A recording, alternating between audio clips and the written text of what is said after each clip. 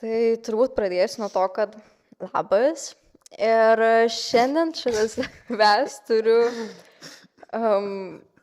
renginių organizatorius, galbūt taip įvardinčiau, tai Limantą ir Danielių. Tai galbūt pradėkit nuo to, kad prisistatymų, ne? Jo, tai galim pristatyti, tai nesam renginių organizatoriai. Mes esam tiesiog aktyvūs žmonės, darom tai, kas patinka.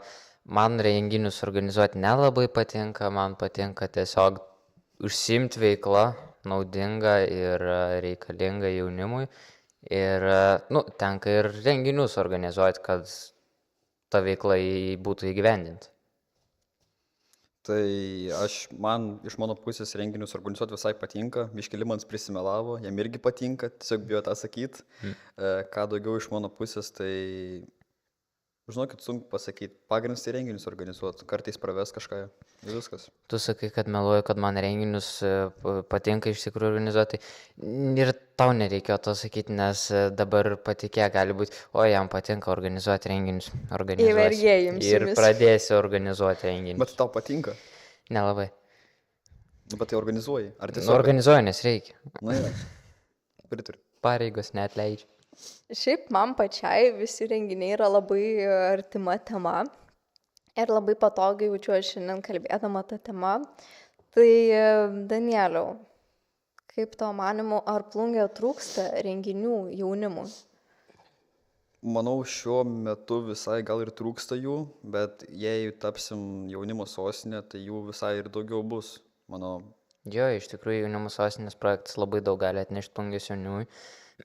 Bet šiaip nesakyčiau irgi, kad, aišku, nėra daug tų renginių, bet vis tiek mes turim visai nemažai. Ir Lietuvos moksleivių sąjungos Plungės padalinys organizuoja visokius renginius, mokiniams labiau, kadangi moksleivių sąjunga NVO Krantas yra irgi jaunimo organizacija organizuoja. Aišku, truputį mažiau tų renginių būna pas juos, bet pas juos būna nemaži tie renginiai. Ta prasme, vienas bet didelis geriau negu 10 mažų, kur ten gal nelabai kas ateina. Tai kaip jums atėjo mintis suorganizuoti jaunimo forumą? Tai biškiai įdomiau. Pasiūlė Limans daryti kokius debatus tarp mokyklų. Galvoju, neišeis, bet iš vis idėja prasiplėtė į nacionalinį kažkokį renginį. Tai pradėjom planuoti. Jo, iš tikrųjų, iš pradžių ten po protmūšio kažkokio galvojom, kad būtų visai gal faina tarp mokyklų padaryti iš mokinių pusės apie tokį bendrą žinias. Iš pradžių gal apie teisę ten labiau, gal apie tas bendras žinias. Ir kažkaip galvojom, kaip čia padaryti būtų lengviau viską, po to galvojom, gal tokie protmūšiai ir ne tik Plungiai, bet ir tokį iš rajonų kelias, iš kelių rajonų mokyklos paimti. Po to jau galvom, kad iš visos Lietuvos gal visai faina kaip nors būtų, bet nusprendėm, kad protmūšį visai Lietuvai padaryti yra reikalų, reikia didelės komandos, daug išteklių visokių. Ir, tiesiog aš sugalvojau taip, kad kodėl nepadarius jaunimo forumų. Nei reikia labai daug iš tikrųjų. Jaunimo forumas nereikalauja tokio didelio pasiruošimo kaip protmūšiai, pavyzdžiui. Protmūšiai vis tiek, jeigu nebus žmonių, protmūšis griūva, nes tiesiog, jeigu turi būti komandoje 5 žmonės, užduotis 5 žmonėm yra 3 žmonės, tai čia yra problema. O jaunimo forumui, aišku, mes esam užsibrėžę nemažą tikslą iš visos Lietuvos bent surinkti 100 jaunų žmonių. Taip pat kviečiam ir jaunimo darbuotojus. Bet gali būti, kad mes nesurinksim to 100, nes renginys vasarą, 2 savaitės po mokslo metų, daug kas būna išvažiavę atostogauti, dirbti ar visur, plus kažkam gali pasirodyti neįdomu. Tai iš tikrųjų šiaip turėtų, mano manimu, būti ir įdomu visai. Ir grįžtant prie tos temos, kad kodėl jaunimo forumas lengviau, tai nes protmūšiui reikia žmonių kažkokio tai skaičiaus. O jaunimo forumui gali būti ir 20 žmonių, ir 1000 žmonių, esmė išlieka ta pati. Mes turim paskaitą, turim diskusijas, debatus, darbo grupės. Darbo grupėse nepriklausomai ten nuo kiek žmonių gali būti, nes esmė ta pati, kad daryti reikia. Turėsi kažką papildyti? Nemanau, viską išvardė, ką norėjau pasakyti. Jo, gerai, taip labai gražiai pakalbėjai, privertė biškį susimąstyti apie tuos visus dalykus, apie tuos renginius, nes ta prasme aš manau, kad čia yra tikrai renginys su esme, su prasme. Nu, Ir iš pradžių, kai pasakiau, idėja neatrodė labai taip, kad jau buvai taip pagalvojus, kad su esmė yra renginys, nes kiek prisimenu, tai ten kažkas sakė, kad nepavyks, nesąmonė ir kaip ten užsibrėžėm per aukštus tikslus, man atrodo, kurių neįgyvendinsim, nu, bet mes viską galim, jeigu dirbam. Jo, apie tuos, kad pasakysiu savo asmeninę nuomonę, kadangi turiu galbūt šiek tiek patirties renginiuose, kad vis tiek tai yra renginys su visokiom paskaitom, su diskusijom, kuris reikalauja aktyvaus dalyvių įsitraukimo. Nes tiesiog sėdėt, nu tarkim, kad mes dabar darytumėm live podcastą, okei, mums yra įdomu, bet ar tiems, kurie sėdės ir klausys, ar bus įdomu, abejoju. Taip, čia labai priklauso nuo žmonių. Ir vat kyla klausimas, ar susirinks tokių žmonių. Tad man dėl to kilo abejonės, plus kad vis tiek yra birželio 27. Tai kad yra kelios savaitės po mokslo metų ir savaitė po miesto šventės. Tai kas jau bus išsilakstę, kur nors išvažiavę, tai toks at man vienintelis minusas. Bet šiaip esu tik už tai, kad siekti aukštų tikslų, kad eiti daryti atrodo neįmanomus dalykus ir nepasiduoti žmonių kritikai. Ne, tai taip, tai dėl tų dalyvių mes irgi galvojam, kad vasarą gali būti nesusirinks, bet kai pagalvojam geriau, tai iš tikrųjų, jeigu įdomu, tai susirinks. Dabar kiek ten turim 12 žmonių, man atrodo, tik tais dar užsiregistravę. Bet jau jie yra užsiregistravę, jie dalyvaus ir vadinas mes bent kažką tai tikrai sudominom, o dar realiai tos reklamos didesnės mes net nedarėm, nes palei tą, ką mes planuojam, kokią reklamą skleisti ir palei tą, ką mes dabar esam padarę, tai dabar atrodo, kad mes dar nieko nesam padarę. Ten kelis įrašus įkėlė į Instagramą, Facebooką ir TikToką, tai čia praktiškai niekas. Nu ir savo tarpę ten tarp klasių pasidalinę su draugais ir panašiai.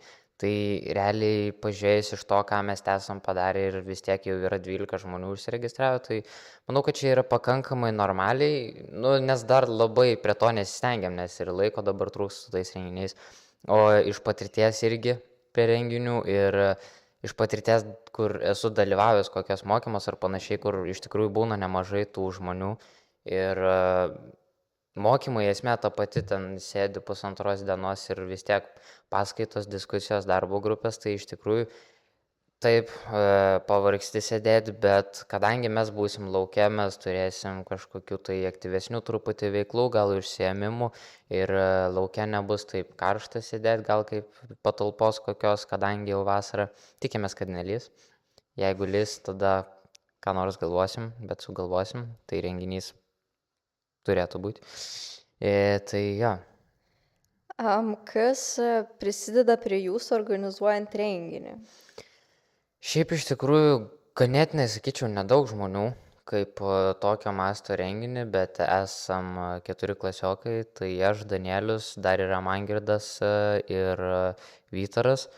Taip pat mes įtraukiam ir Plungės atviro jaunimo centrą. Jie yra mūsų partneriai šio projekto metu atsiskaitime, nes kadangi rašom projektą Plungės rajono savivaldybei dėl prašymo dalinai finansuoti šį projektą, tai mums reikia juridinio asmens, kurį ir pasirinkom Plungės atviro jaunimo centrą ir galėsim ir su jais organizuoti kokių veiklų, įtraukti jos tiesiog į organizavimo procesą ir taip pat jie gali iš savo patirties mums ką nors pagelbėti, pasiūlyti, padėti.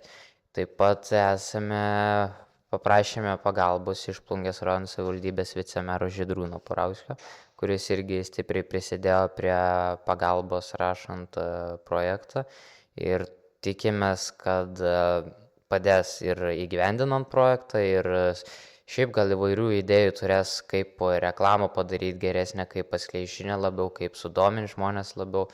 Taip pat ir čia truputį toks ir programos išdavimas, tai bus, tikimės, kad vicemerui pavyks dalyvauti ir diskusijose su jaunimu ir aktyviai įsitraukti ne tik esantiems ant scenos ir kalbėti, bet taip pat ir visiems dalyviams.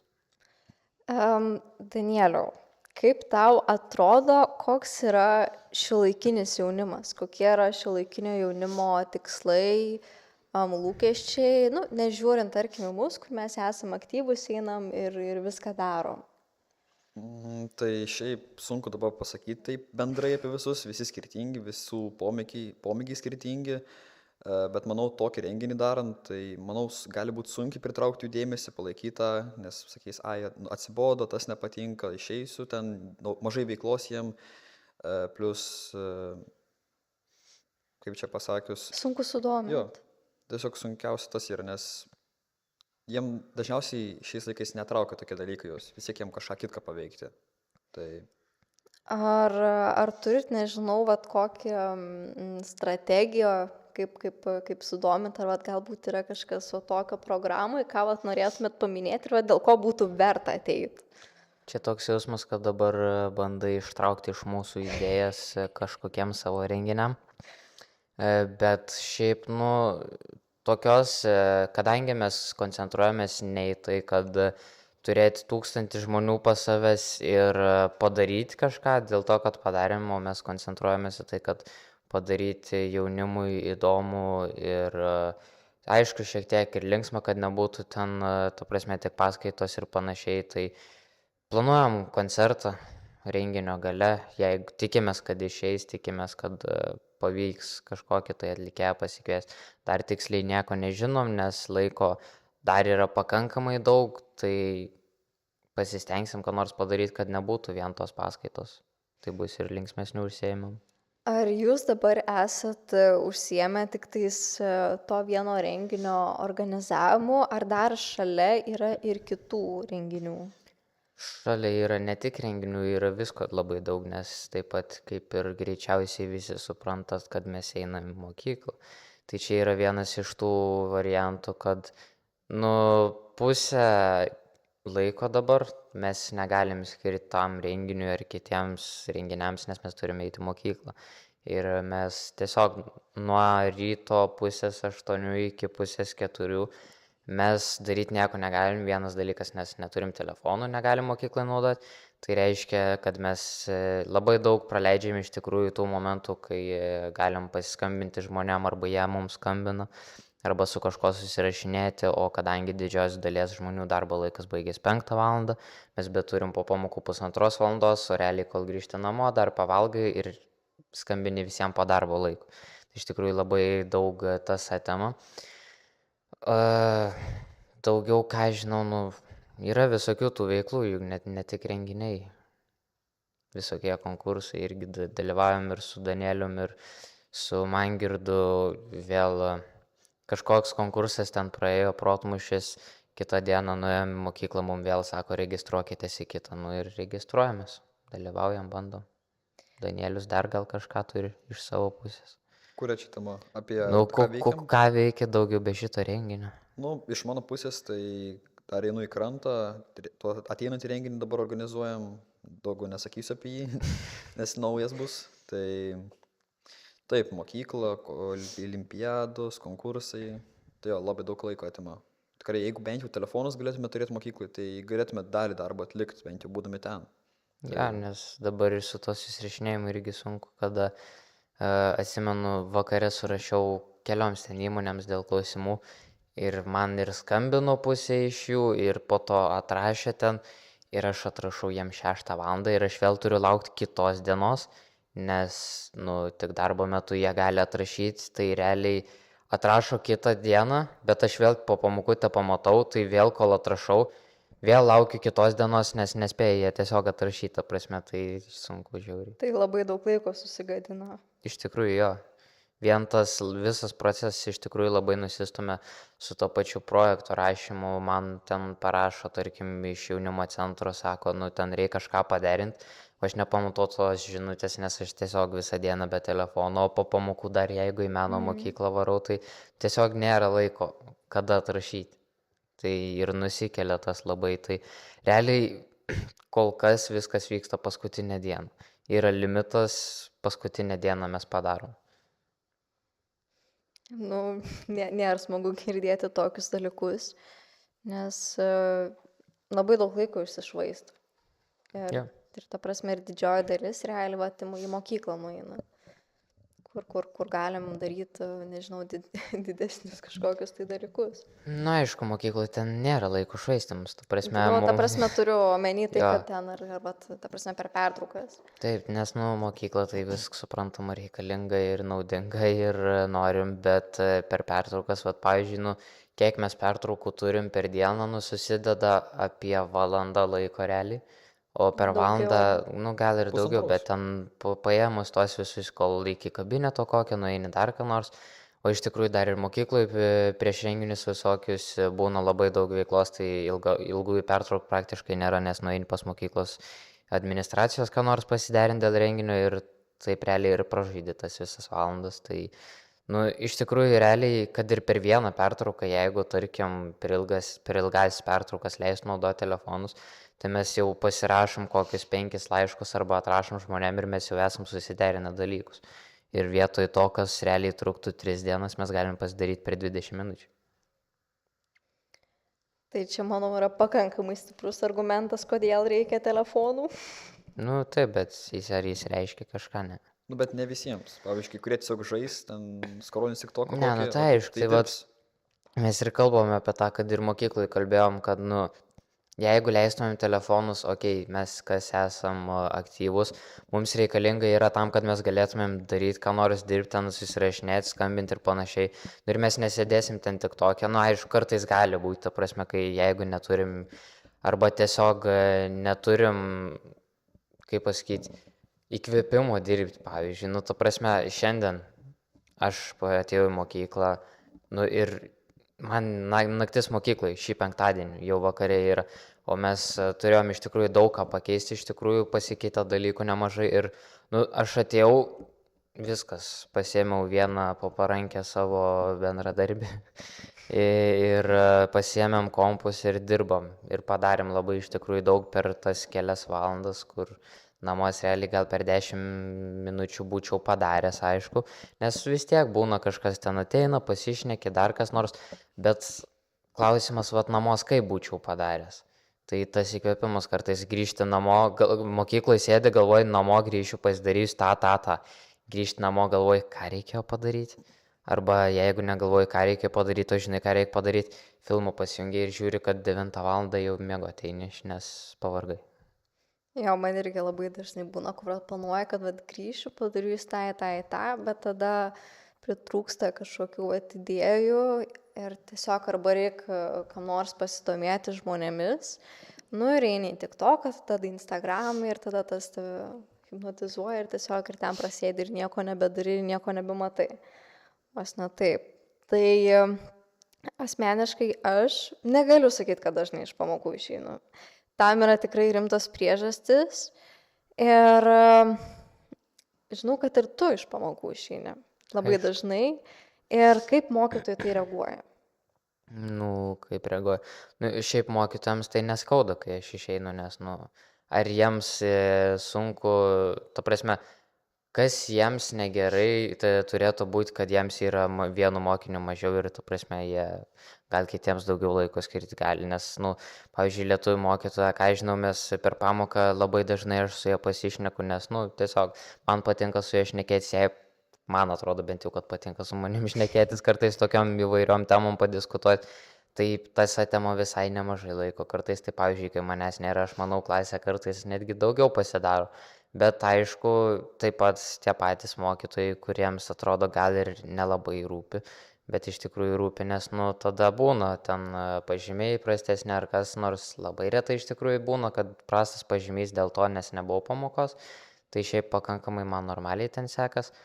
O aišku, šiaip, jie nepyksta ant manęs, bet traukia per dantį. Taip, šiandien irgi lietuvių mokytoja atėjo, sako, pamokoje nebuvai, bet tu man vis tiek turėsi atsiskaityti. Tai jo, žinau, aš ir atsiskaitau, jeigu reikia, bet ta prasme. Nes jo, šiandien turėjom rašyti gyvenimo įgūdžius, nežinau, rašėt. Ir biologiją rašėt. Biologiją rašėt, lietuvių turėjau rašyti, neparašiau. Lietuvių, sakė, rytoj rašysi. Ne rytoj, aš Sakė, kalbėjau, rytoj rytoj literatūrą, tai nerašysiu. Jo, tai mes penktadienį, pavyzdžiui, aš pasirašysiu Jo, penktadienį. Nu, eisiu į pamokas, nesiruošiu aš nakčiai pasiruošiu po pamokų. Tai nueisiu penktadienį ir pasirašysiu, vat, lietuvių, ketvirtadienį biologiją, nu, gyvenimo įgūdžius po atostogų, nes nu, taip iškrenta ta pamoka tokia, vieną kartą į savaitę. Kaip tau, Danieliau? Kas man? Su pamokom. Ai, su pamokom, nu tai iš pamokų nelabai dažnai išeina, nebent paskui kokių daktarų reikia, arba nespėjau į krantą išeiti. Arba krantas, jo. Jo, krantas, pažymiai nekrenta, viskas gerai. Kada kalbėjo Limans? Nežinau, bet aš tik jeigu... Ai, apie kontrolinį. Jo, bet vat, jeigu iš kranto kažkas aukštesnių iš valdybos žiūri, tai kelkit susirinkimus pusę valandos bent jau vėliau, kad Danielius pasiliktų paskutinės pamokos su mumis. Nu šiaip nelabai ten, plus mes per tą paskutinę Kelkit. pamoką nieko nedarom ir Nesvarbu, kelkit patalpos susirinkimus. užsidaro vėliau. Patalpos 5 tai užsidaro. Nu, Tomy, jo. Nu, tai kas? Nu tai ne paskui nespėsim. Spėsit. Tai nesidėkit 2 valandų. Nu, tam pusantros sėdim. Nu, tai sėdėkit vieną. Nu, bet paskui nespėjom atlikti kažko. Namuos. Nu gerai, keičiam temą. Namai yra Nukrypom. namai. Gerai, Jo. keičiam temą. Tai kaip į tavo, kaip čia pasakyti, hobius, pomėgius, visokius krantus, renginius reaguoja tavo artimieji? Nu, kaip čia pasakius, tai palaiko tėvai, kad daug ką veikiu, dalyvauju, organizuoju. Nežinau, nėra prieš. Tikrai. Aš jau galvojau, sakys, kad nekomentuosiu. Arba nežino, kad aš čia veikiu tokius dalykus. Ne, nu šiaip pusė net nežino, kad konkursas kažkokius tiesiog... ar Ne, ten daug konkursai darbų tai yra. jau. Pusė renginių nežino ten kažką, bet taip tai, nu žino, krantas mokykla, kurie konkursai viskas.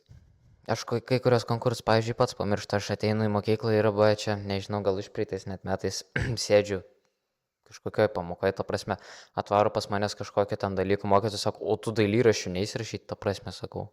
Ne dailyraščių, diktantos ten. Ir po to išsivedė, sak, šiandien, oi, nu, ką žinau, man mokytojas sakė, kad kitą dieną liktais, bet pasirodo, nesakė taip, kaip yra, tiesiog pamiršau.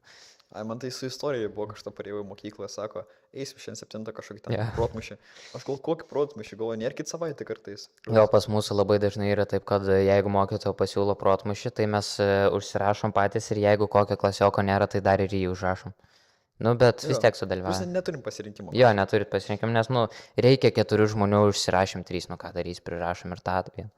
O jeigu apie tėvus, artimuosius, kaip žiūri, Pirmuosius. taip, artimuosius, tai, ką žinau, iš tėvai tai jau tiesiog susitaikė.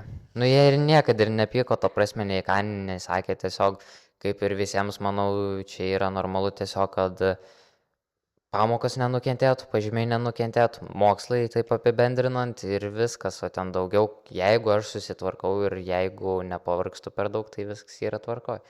O kiti artimieji, tai, ką žinau, jiems nelabai rūpi. Jo, Taip tolimesni labiau, nu. Nu, tai plus tėvai pripranta, kad tu grįžti vėliau negu jie, žinai. Jo, tai tėtis baig 5 darbą, aš baigiu 7 meno mokyklą. Arba dar kokią vars, kad ir dabar jau 5 šitais, to jau turėsiu išeiti ir, ką žinau, mano tėtis jau namuose sėdi seniai. Nu, man irgi namuos. Nu. Gerai, kalbant apie pervargimą. Kadangi aš esu labai daug darantis žmogus ir labai apsikraunu viskuo, mintim, stresas ir panašiai, tai aš baisiai įklimstu ir labai staigiai pervargstu. Tai vat man įdomu, kaip jūs su tuo susitvarkot. Ai, tai būna tikrai tų dienų, kada daug darbų, biškai atsidėlioju kažką, bet nereikia visko nustumti paskutinę dieną, nes paskui bus dar daugiau problemų. Būna tų nuovargio tikrai, stresas, nežinau, nelabai toks dalykas yra, tiesiog kaip sako, palaikyti žemų kortisolio lygį. Ta prasme, streso nėra, tiesiog žinai, kad bus, o kai bus, nu tai bus, ką padarys. bet tas, Vadinasi, kad bus. kitą kartą geriau bus. Jo, o tu kaip? Streso irgi nėra. Nu, ta prasme, bus kai bus, kitą kartą bus geriau, jeigu buvo blogai, jeigu buvo gerai, bus dar geriau. Tai ta prasme, ką žinau, tuos nuovargis toks būna kartais diena, kur tiesiog grįžti niekur nepaslenk daryti, tai niekur nedarai, jeigu nereikia rytoj. Tai ta prasme, jeigu žinai, kad visiškai neįmanom perkelti, nu, tarkim, naktis mokyklai, 5-dienį renginys ir aš 4-dienį namos kažką turės padaryti ir nepaslinks, nu, aš vis tiek turės daryti, nes man jau reikia viskas.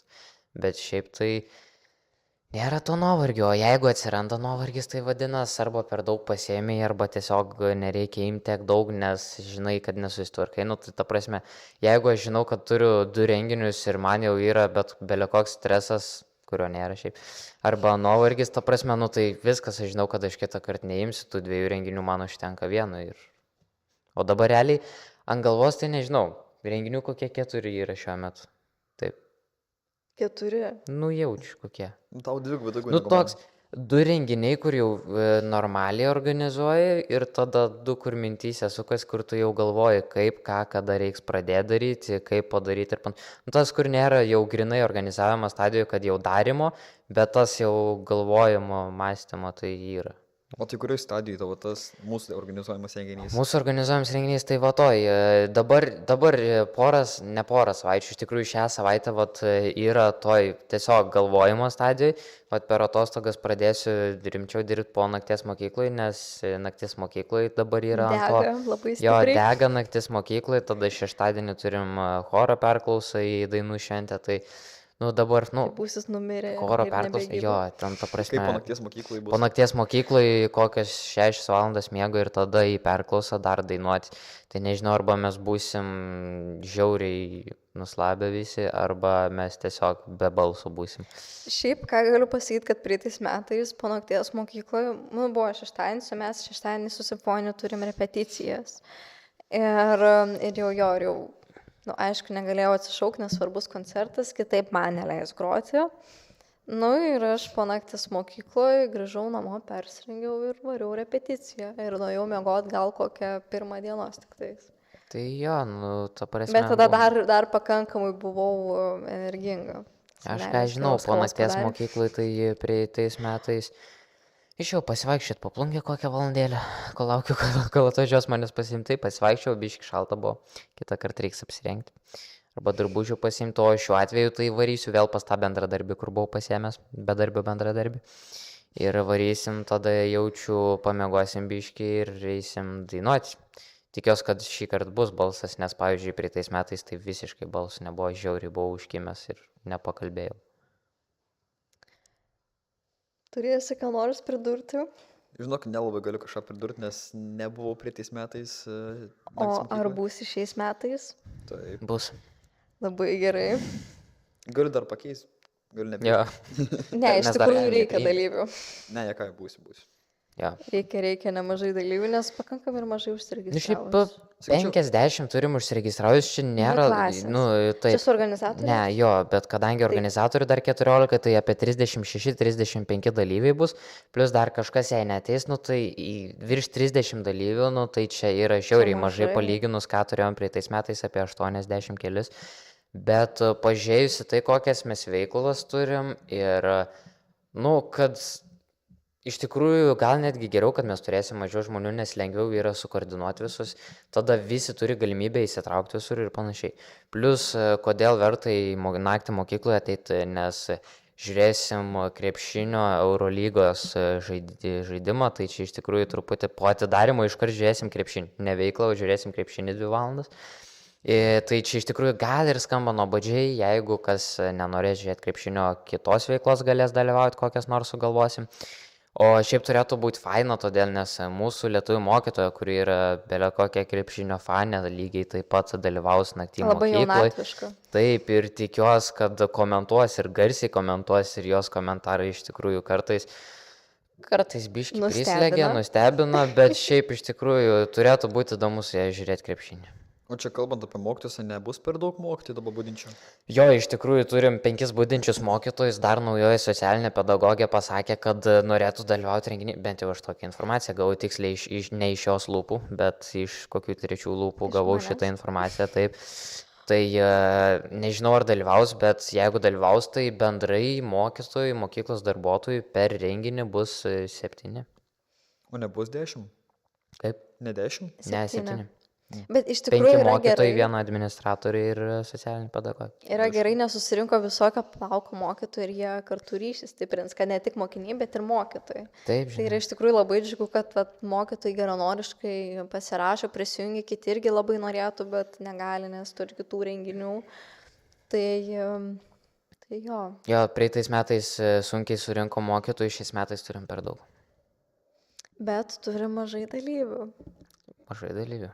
Mokytojai gal prisijungs, tada bus įdomiau ir jiems. Nes dažniausiai vaikšto nieko neturi ką veikti, nei mes ten kažką prisidirbam labai daug, tai nėra ką prižiūrėti labai. Mokytojų kambarį sėdi. Nu, Arba nu jo. Tai nežinau, pabaigai, ką norėčiau pasakyti, kad užsiregistruokite jaunimo forumą, jaunimoforumas.lt. nes nebijoju, kad bus, Esate internete, TikTok'e, Instagram ir Facebook'e. taip, nebijoju, kad bus geras renginys, dėja pati neturėsiu galimybės sudalyvauti ir labai gaila dėl to. Tai Nežinau, ar čia tiesa, sakai, kad gaila, bet jo. tiesą sakau, kad sudalyvauti negalėsiu. Bet aišku, kad norėtum pažiūrėti, jeigu sufeilinsim ką nors. Šiaip jo, norėčiau Tai va, tik pasižiūrėti, dėl- kaip tik dėl vyksta to ir renginys ateit. be manęs, nes esu įpratus, kad vat, aš visur čia va, dabar irgi vyksta Jeigu visokie... trumpai pasakius, kaip be tavęs vyktų renginys, tai be streso. Ta prasme, visur dažniausiai, kur tu esi, labai daug streso įneši, bet be tavęs renginys tai tiesiog be streso. Nu, aš toks chaosas būnu, kur vat irgi čia vyko dabar filmavimas. Ir nėra visko, ir aš niek nežinau, ar jėzu visus ant lakstienų pakeliu ir toks, jo, be streso, tikrai su to pritariu. Jo, ir dar vienas iš svečių, tai čia aš prieš 7 minutės turėjau išeiti. Tai kad būtų pats metas pabaigti, bet vėlgi. Jo, užsiregistruokite jaunimo forumą. Nejuokinga, užsiregistruokite jaunimo forumą, Taškas jaunimoforumas.lt, Instagram'e, Facebook'e, TikTok'e irgi yra taip užvadinta jaunimo Dar yra forumas. puslapis, kur užsiregistruoti. Taip, ten yra, Facebook'e galite nueiti paspausti tą dalyvausiu renginėje, tiesiog šiaip, kad gražiau būtų. Jo, ir sudalyvaukit, pasakysit man po to, kas nepasisekė, kas kaip blogai. Gausit valgyti nemokamai. Ir ne tik plungiškiam visiems. Taip, visa Lietuva galite registruotis, nors aš manau, kad čia žiūri tik plungiškiai ir to giminaičiai dažniausiai. Mano giminaičiai nežiūri. Aš ne apie to giminaičius, apie mūsų. Jo, Tai, jo, jo. spauskit like, subscribe, parašykit kokį gražų, negražų komentarą. Šiaip negražų komentarą, kas nors parašykit. Jo, ir jeigu neišeina rašyti komentarų, tai rašykit Liepai, nes, pavyzdžiui, ant prieito podcast'o neišėjo rašyti komentarų, o jie paminėjo, kad penkis kartus paminėjo, kad parašykit komentarų.